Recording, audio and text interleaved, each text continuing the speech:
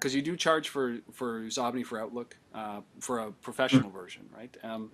And what was the logic for charging for it, and what's been the feedback that you've had so far about the product and the fee? And the fee. Yeah, Um, you know, to be honest, we haven't gotten too much feedback. I mean, like you said, there's obviously lots of users out there that think that it should be free. yeah, Um, and and I'm in your school of thought where it's like that was fun back in 2001, and look where that got the internet. didn't quite do much for the economy, did it? It's like, yeah, we managed to crash an industry twice Yeah, in a matter of what, like 8 years. It's like, come on. yeah, So yeah, I agree. I mean, software should cost money. Good software does cost money. yeah. And Um, if you want another version of that software, fork over a couple of bucks, right? Like, yeah, I mean, if you like Xobni, go pay for it, because yeah, if you don't, then the likelihood of you getting another version a year from now is pretty low, right? it's true. Like economics here, right? Is Yep, uh, yep, so exactly.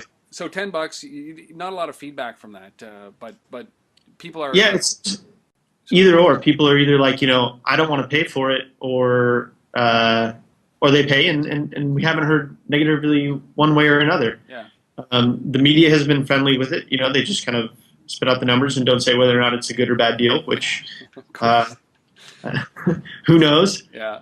Um, Well, I have it, read some reviews online, obviously, and they seem to, uh, for the most part, they seem to like it. They seem to love the product. They love the marriage. I've heard comparisons with XobniOne with Mobile Me, right? The same kind of concept, but a little bit more smarts in the XobniOne.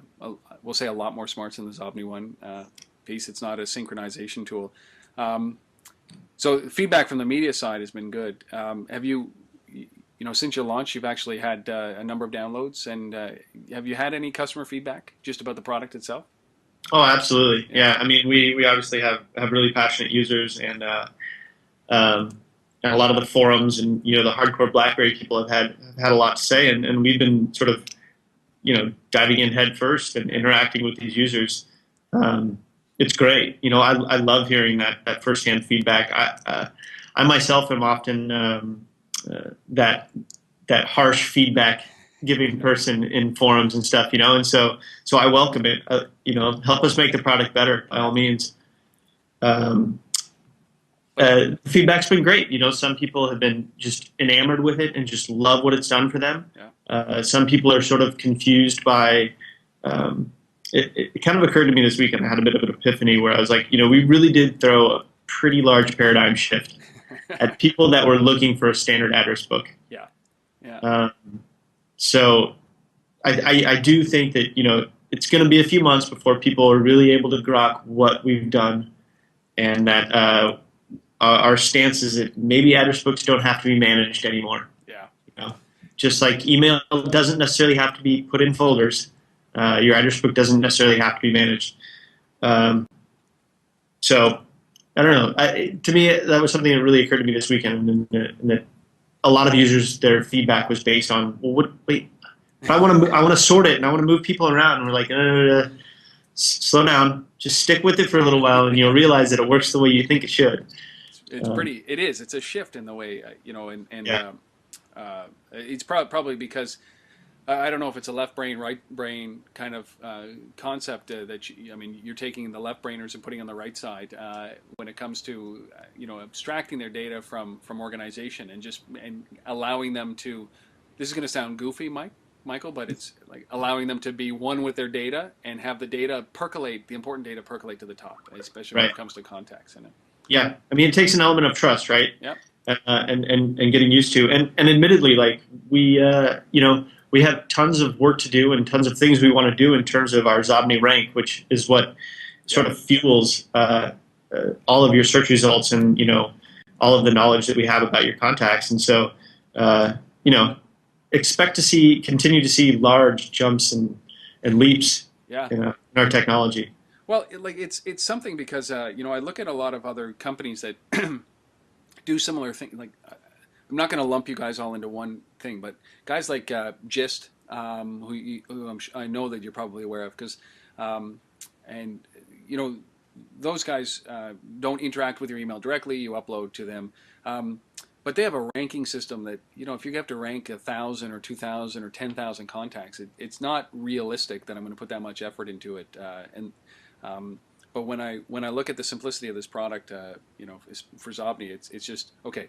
Just I'm lazy. I don't sort my Yeah, email. I don't sort my contacts. Just figure it out for me and tell me tell me yeah. who's important to me ultimately. And I love that. And as the algorithms get better, I'm sure the product gets finite as well with that information.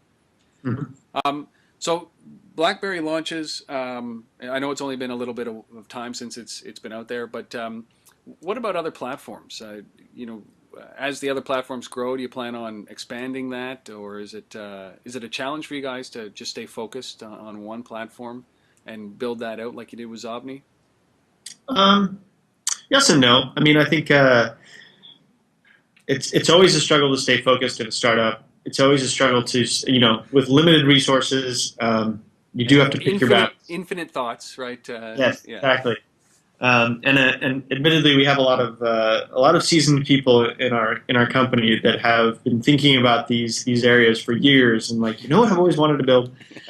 Um, but but we do, because we're so sort of how do I say, focused on like the real user experience and the core experience, and delivering this compelling through in and throughout experience for our users, that we can't just willy nilly pick up a platform and not spend a healthy amount of Right. investment and Right. time on it. So we have a lot of work that we still want to do on the BlackBerry. Okay. That said, yes, we're definitely thinking about other platforms. We're not really announcing any yet because we don't, we want to choose the next one wisely. Yeah. But I'm sure you can guess at which ones they are. Yeah. They're sort of obvious. They're out there. Well, like I love that approach. Certainly of making sure not rushing to fill it with features that are half baked, and by not the idea but the implementation. It can't be half baked in a product like this, because you really have one opportunity to prove your the secret sauce in the product.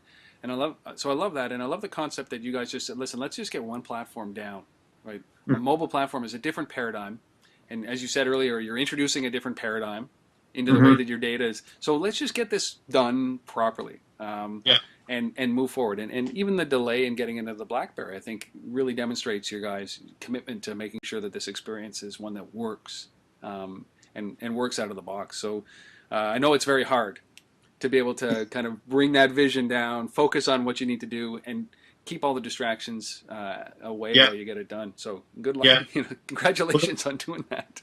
thank you. Well, the fun part and a great part for people that are waiting for it on other platforms is we really did do a lot of thinking about mobile in general and Yeah. about XobniOne. So a lot of the groundwork has been done, Yeah. and moving to the other platforms